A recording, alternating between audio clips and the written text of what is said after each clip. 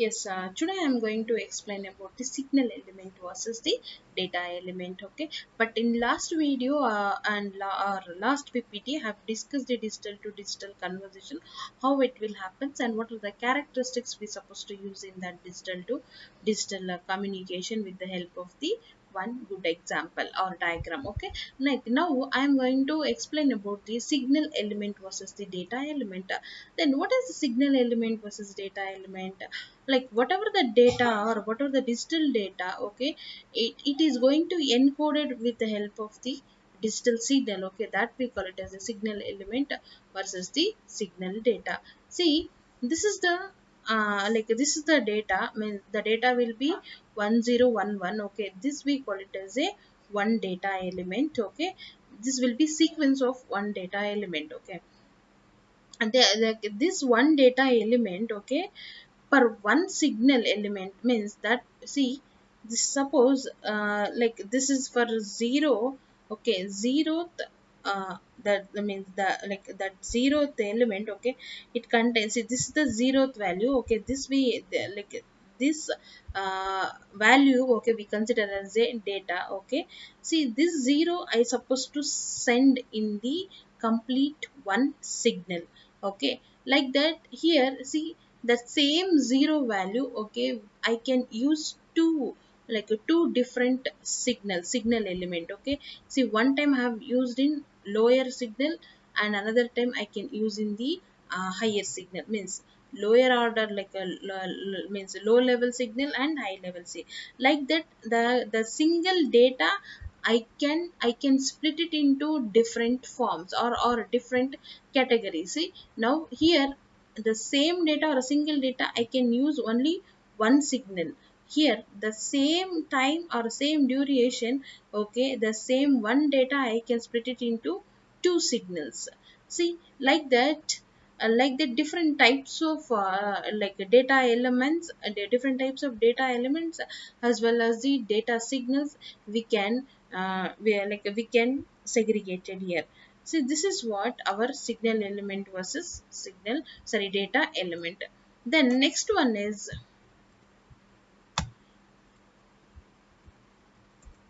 so this is the data rate and baud rate. Then what is the data rate and baud rate here? How to, like, what is the formula we supposed to execute this data rate and baud rate? The data rate, we can use the data rate is nothing but our signal rate. Okay, then baud rate is nothing but our signal element, means a data element rate. Here, the baud rate and signal rate, if we can express as the in the formula, S is equal to C into N into 1 by R. Okay, where N is the data rate and C is the case factor. Okay, means case factor means we have to find out the signal. Okay, signal, it like it may be a worst signal, or it may be best signal, or it should be average signal. Like that, we have to find out. Okay, find out that we call it as a case factor. Okay, C is, it is going to do it as a case factor here. Then R is nothing but ratio. Means that is the that range between the data element as well as the signal element. See, this is what our formula we supposed to find out our data rate as well as the baud rate. Then next one is, what is the line coding schema? The line coding schema, I told, it is very important or very useful in the digital to digital conversation technique. In this line coding schema, we can use the five types of like five types of different coding scheme. That is, one is unipolar scheme, another one is polar and bipolar, multi-level and multi-transaction line coding here. In that, what is this unipolar? The unipolar, it contains the NRZ polar, that is non-return to zero.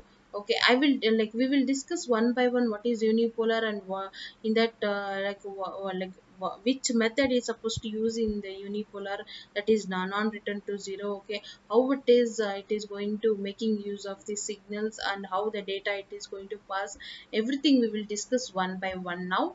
See, this is the unipolar unipolar line coding method. Here, the unipolar line coding method, it contains two levels of voltage. Sorry, two levels of values. Okay, in the same axis. Okay, same time axis. See, the what are the two levels of values or two levels of voltage is supposed to use means in the same axis. See, the all the signal levels are on one side of the time axis. Either it may be a low or high. Okay, see, this method we call it as a unipolar method. Means, you look at this, the timing diagram.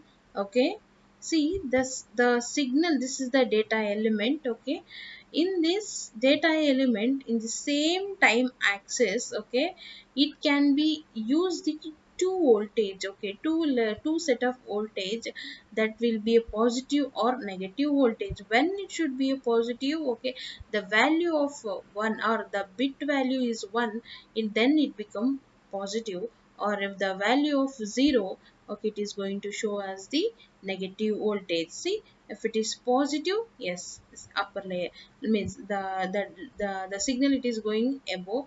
Again, if it is 0, it is come down. Like that, it is going to divide the unipolar. Then what the next one is, what is NRZ polar under the unipolar. Okay, the NRZ polar is nothing but it is a non-return to zero polar. Okay, the non-return to zero polar here, which the positive voltage defines, okay, bit 1, and the zero voltage defines as the bit 0. See, the positive voltage, it is going to define as the 1, and the zero voltage, it is going to define as the 0. Okay, this method we call it as a NRZ unipolar. Then the next method is the polar NRZ. See, the polar NRZ here, see, the next method is polar line coding. The polar line coding, we can discuss different types of polar line coding, that is NRZ polar line coding. In that NRZ, again, we discussed NRZI and NRZL, means non-return to zero level and non-return to zero inverter. Then what is RZ? Should be written to 0. And as well as in bypass. Okay, in polar technique, we can use the bypass polar. That bypass polar, it can contain two different like a special mechanism, like mechanisms or techniques. Okay, that is Manchester and differentiate Manchester. Okay, these techniques, it should be a under our polar line coding. Okay, see, our polar line coding is very important to making the digital to digital conversion, because it contain many number of techniques under this. So we will discuss one by one. Yes, polar. Then polar line coding, in that NRZ line, polar line coding. What is NRZ? Again, it should be a non-return to zero polar technique. Again, here also we can talk about the two types of voltage. Okay, that should be in the same time axis. Okay, like it is, if it is 0, it is a low level, and if it is high, it should be a value. It should be a 1. Okay, the value will be 1. See, the polar NRZ schema, it can be implemented with two voltage, that will be positive voltage as well as the negative voltage. Okay, yeah, if it is positive voltage, the value will be 1. If it is negative voltage, the value will be 0.